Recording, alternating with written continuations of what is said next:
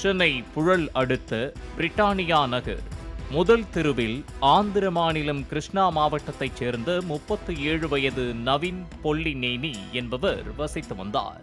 இவர் சென்னையில் உள்ள திருமலா பால் நிறுவனத்தில் மேலாளராக கடந்த 3 வருடங்களாக பணிபுரிந்து வந்தார்.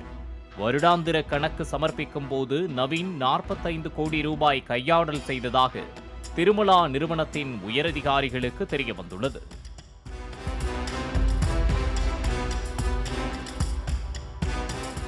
இது தொடர்பாக திருமலா பால் நிறுவன சட்ட ஆலோசகர்கள் கடந்த மாதம் 25ஆம் தேதி கொளத்தூர் காவல் துணை ஆணையர் பாண்டியராஜனிடமும் சென்னை மாநகர மத்திய குற்றப்பிரிவு காவல்துறையினரிடமும் புகார் அளித்தனர். இந்த நிலையில் நவீன் அந்த பகுதியில் உள்ள அவருக்கு சொந்தமான காலி இடத்தில் இருந்த குடிசைக்குள் கைகள் பின்புறமாக கட்டப்பட்டு பச்சை நிற நைலான் கயிற்றால் தூக்கில் தொங்கிய நிலையில் சடலமாக கிடந்தார். அவர் ஓட்டிச் சென்ற கர்நாடக பதிவெண் கொண்ட தார் கார் அருகில் நிறுத்தி வைக்கப்பட்டிருந்தது. நவீன் சடலமாக தொங்கிய அந்த குடிசைக்குள் எந்த ஒரு சேரும் காணப்படவில்லை. அவர் எப்படி மேலே ஏறி தூக்கிட்டார்? 2 கைகளையும் அவராக பின்புறம் கட்டிக்கொண்டு குடிசையின் உள்பகுதியில் ஏறி எப்படி தூக்கிட்டுக் கொள்ள முடியும் என்ற கேள்விகள் எழுந்ததால் அவரது சடலத்தை கைப்பற்றிய போலீசார் சந்தேக மரணம் என வழக்கு பதிவு செய்து விசாரித்து வருகின்றனர். அவர் கொலை செய்யப்பட்டாரா என்ற கோணத்தில் போலீசார் விசாரணையை முன்னெடுத்துள்ளனர். மேலும் தற்கொலை கடிதம் என்று நவீனின் மெயில் ஐடியில் இருந்து திருமலா நிறுவன அதிகாரிகளுக்கும் உறவினரின் மெயில் ஐடிக்கும் மெயில் ஒன்று வரப்பெற்றது. அதில் பணத்தை திருப்பிக் கொடுப்பதாக கூறியும் நிறுவன அதிகாரிகள் புகார் அளித்ததால் பயந்து தற்கொலை முடிவு எடுத்ததாக நவீன் குறிப்பிட்டது போன்ற வாக்கியங்கள் இடம்பெற்றுள்ளன.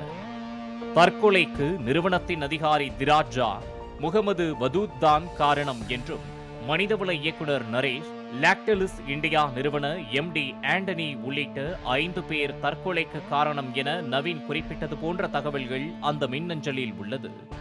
முறைகேடு செய்த தொகையில் 50% திராஜா கேட்டதாகவும் மறுத்ததால் தன்னை பழிவாங்கும் நோக்கில் அவர் செயல்பட்டதாகவும் முறைகேடு செய்த பணத்தில் முதலில் 5 கோடி ரூபாயை கொடுத்ததாகவும் 3 மாதங்களில் மீதியை திருப்பிக் கொடுப்பதாக கூறியதாக அந்த மின்னஞ்சலில் குறிப்பிடப்பட்டுள்ளது.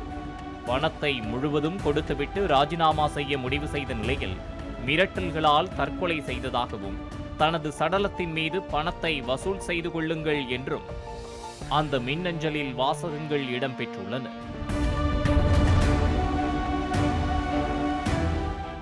இதற்கிடையே இந்த சம்பவம் தொடர்பாக சென்னை காவல்துறை அறிக்கை ஒன்றை வெளியிட்டது. அதில் திருமலா பால் நிறுவனத்தில் நவீன் 40 கோடி ரூபாய் கையாடல் செய்ததாக கடந்த 25ஆம் தேதி கொளத்தூர் துணை ஆணையரிடம் புகார் அளிக்கப்பட்டது. பின்னர் மாதவரம் குற்றப்பிரிவு காவல் ஆய்வாளரிடம் அனுப்பி வைக்கப்பட்ட மனு விசாரிக்கப்படவில்லை. அதேபோல மத்திய குற்றப்பிரிவில் அளிக்கப்பட்ட புகாரும் விசாரிக்கப்படவில்லை. இந்த நிலையில் கடந்த 4ஆம் தேதி நீதிமன்றத்தில் முன்ஜாமீன் கோரி நவீன் தாக்கல் செய்த மனு 7ஆம் தேதி விசாரணைக்கு வந்து 11ஆம் தேதிக்கு ஒத்திவைக்கப்பட்டது என்றும் நவீன் மீது அளிக்கப்பட்ட மோசடி புகார் தொடர்பான வங்கிக் கணக்கு விவரங்களோ ஆவணங்களோ சமர்ப்பிக்கப்படாததால் அந்த புகார் விசாரிக்கப்படாமலேயே இருந்தது என்றும் கூறப்பட்டுள்ளது.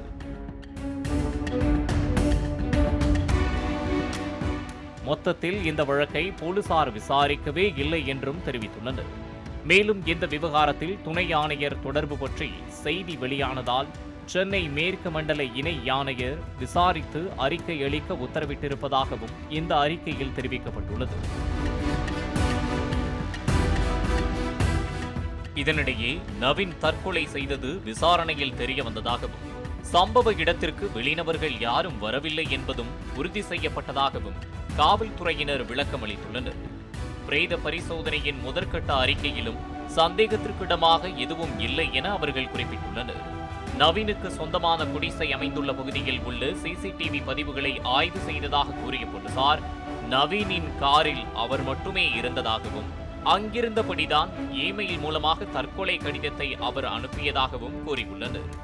தூக்கிடும் போது மனம் மாறி தன்னைத்தானே விடுவிக்க முயலக்கூடாது என்பதால் நவீன் தன் கைகளை கட்டிக்கொண்டிருக்கலாம் என்றும் அவிழும்படி லகுவாகத்தான் கயிறு கட்டப்பட்டிருந்ததாகவும் போலீசார் குறிப்பிட்டுள்ளனர். மேலும் தற்கொலை செய்து கொண்ட இடம் நவீனுக்கு சொந்தமானது என்றும் 3 மாதத்திற்கு முன்பு அந்த 4 கிரவுண்ட் இடத்தை 6 கோடி ரூபாய்க்கு அவர் வாங்கியதாகவும் தெரிவிக்கப்பட்டுள்ளது. பாலிமர் செய்திகளுக்காக செய்தியாளர் சரவணகுமார். பிளே ஸ்டோர் மற்றும் ஆப் ஸ்டோரில் இருந்து பாலிமர் செயலியை QR கோடு மூலம் பதிவிறக்கம் செய்யுங்கள். செய்திகளை உடனுக்குடன் பெறுங்கள்.